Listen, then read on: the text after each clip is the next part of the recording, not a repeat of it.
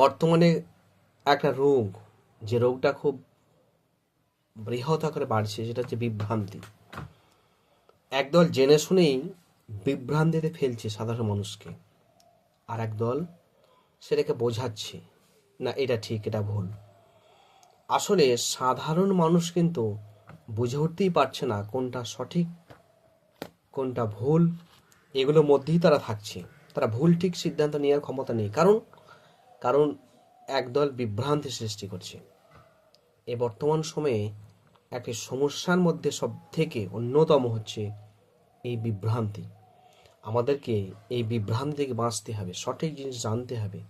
আমাদের গাইডলাইন, সরকারি গাইডলাইন্স ইত্যাদি সমস্ত দিকে দৃষ্টি আরোপ করতে হবে। যারা ভালো জানে তাদের কাছ থেকে শুনতে হবে, সেটা করণীয় কী জানতে হবে।